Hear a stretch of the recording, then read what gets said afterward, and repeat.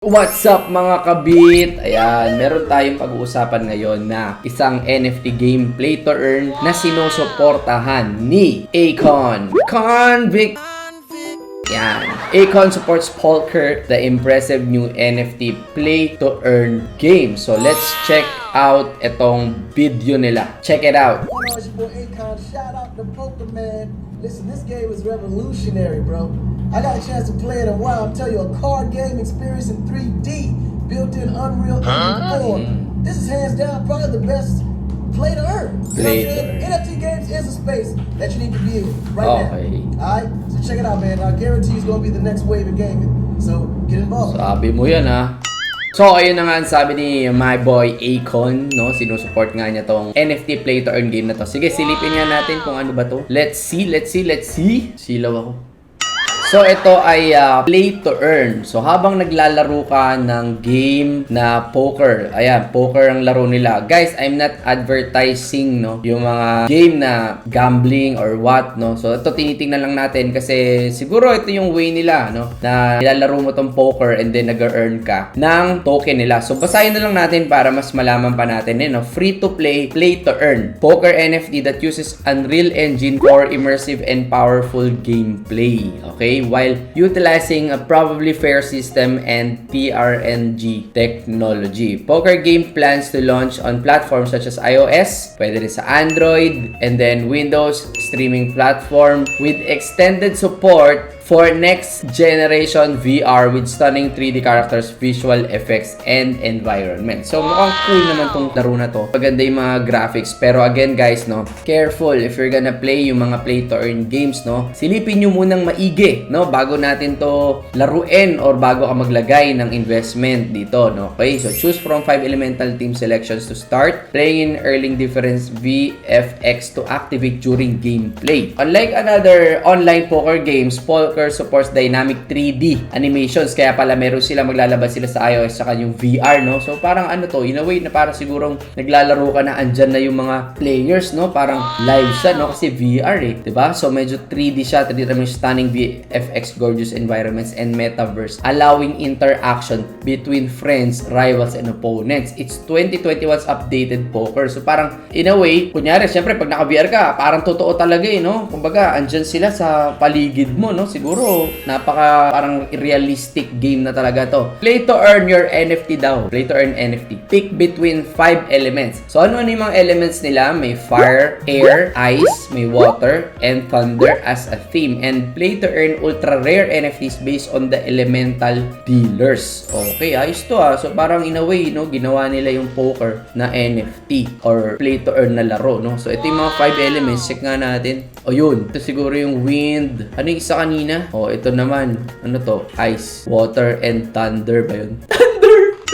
Tama, thunder nga. Fire, ice, water, di ba? Thunder, ayun o. Fire, air, ice, water, and thunder. O, yan o. Si Maui ng ng tawag doon? Maui ng Moana. Ayan, si Moana o. Earn medals. Ayan, complete achievement missions in daily quests to earn medals, allowing you to unlock NFT cards and showing off achievements with special in-game badges. Okay, so meron sila mga ganun, guys. Ayan si Maui. Collect all NFTs you can for medal redemption, achievements, and giveaways. We can view those cards, guys. If you look at this card, medyo ganyan talaga yung itsura niya. So, click ko nga to. NFT standard. Ayan. So, ito yung mga itsura ng mga card nila. Yun siya. Oops, si Joanne, no? Guys, si Joanne. Si Felicity. Bahala na kayo kay Dave, ha? Tsaka kay CP. So, ito pa, sino pa to? Si Iris, si Kishiana, and si Henry. So, ganito yung mga itsura ng mga basic cards siguro nila to, no? And then, ito naman yung mga rare cards nila, guys, if you can see. Ang gaganda rin, ano? In fairness. Uy, parang kilala ko to, si Dakota. Cyborg. Isa, mga robot din, ano?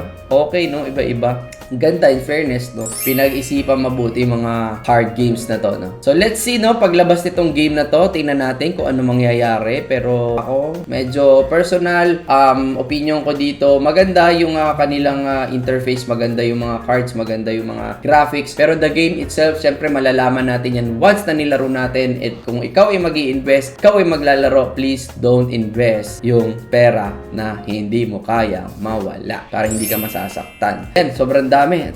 Uy, ito, ano pa to? Pilipina ba to? Si Marlene? Iris, si Iris nakadamit kanina yan Nangyari dyan.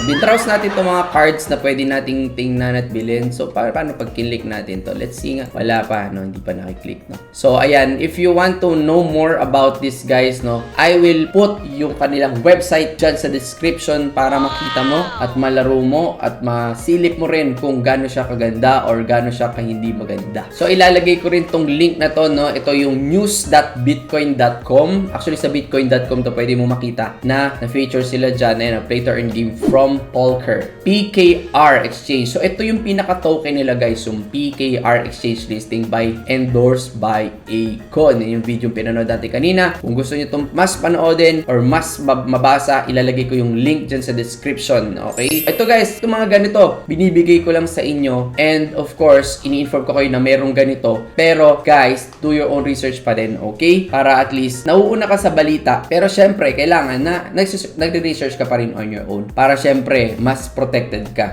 Okay? Tapos, ayan, sa CoinMarketCap, ito yung kanilang token. So, ito yung value niya ngayon, 0.1079. So, makikita nyo sa CoinMarketCap, guys. So, PKR, if you want to see more, ito yung white paper. Pwede nyo i-click dito. Punta lang kayo sa coinmarketcap.com and then click nyo tong white paper at dadali na kayo sa white paper nila at mas mababasa mo siya ng mas detalyado. So, guys, pag pumunta naman tayo dito sa newsbtc.com, makikita nyo rin tong news na to na POLKER Game Awarded Grant from Polygon Foundation. So, ayan, may award din sila doon. Pwede mo silang i-trade. Ayan, premium partners, guys. If you wanna see si eToro, si Nexo, si POLKER, ayan, si POLKER. Polygon's full stack scaling solutions implemented to improve performance and gameplay. Ayan, you can trade it din sa eToro if you want. Ayan, nakalagay dyan, kumpleto ang information dito sa newsbtc.com. Lalagay ko din ulit yan sa description para mas mabasa mo. So, guys, balik tayo dito sa kanilang white paper. Medyo silipin natin ng konti kung para saan ba to. Ayan, you can read yung kanilang background, token exposure, true random number generator, probably fair auditable gameplay. Andito na lahat, integration, PKR protocols, cross-chain compatibility, growth, and revenue. Mababasa mo dito. Ayan, may introduction din, of course, crypto itself. Ayan, no? So, si Satoshi Nakamoto, ayan, released the white paper sa Bitcoin. So, andyan siguro yung history, no? Dito nila sinabi at dito sila nag-intro about the PKR token. And then, ayan, yung kanilang ICO. Andyan na lahat ng details. Check natin to, guys, no? Multi-crypto marketplace. So, magkakaroon din sila ng marketplace. Token exposure, visibility, and many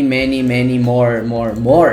Andito na lahat ang gusto nyo malaman sa white paper. Ayan, browse natin. Integration of PKR protocols. Online e-commerce, online marketplace. Ayan, hindi ko na babasahin lahat, guys, ha. Pero kung gusto nyo talagang basahin to ng kompleto, pwede naman. Basta binibigay ko lang sa inyo na merong ganitong game or merong gagawa ng ganitong game na possible maging part ng pwede mong enjoyin, pwede mong laruin, or pwede mo rin siya pagkakitaan. Basta as long as okay talaga siya. And malalaman mo yun, syempre, once nilaro mo, once tiningnan mo kung okay ba siya, diba? And then, nag-research ka on your own. So, basically, guys, lahat ng pinag-usapan natin kanina ay nandito sa white paper. So, yun din yung nasa website. So, guys, basta careful lang kayo pag may mga ganitong klaseng game, no? Kasi, tingnan nyo muna. I-observe nyo munang maigi bago nyo siya laruin para makita nyo kung okay ba talaga, kikita ba talaga kayo, lalo na play to earn, lalo na ito'y NFT, lalo na ito'y cryptocurrency. So, careful lang. So, tayo ay nagre-review ng mga new games para kayo ay informed. Pero, again, careful pa din. Okay? I'm not advertising kung ano-ano mga games or kung ano-ano mga dapat investan. So, pinapakita lang natin, nire-review lang natin para aware kayo na may ganitong laro. Find out what makes us different. Sige, click ko nga itong play now kung saan tayo dadalhin ito.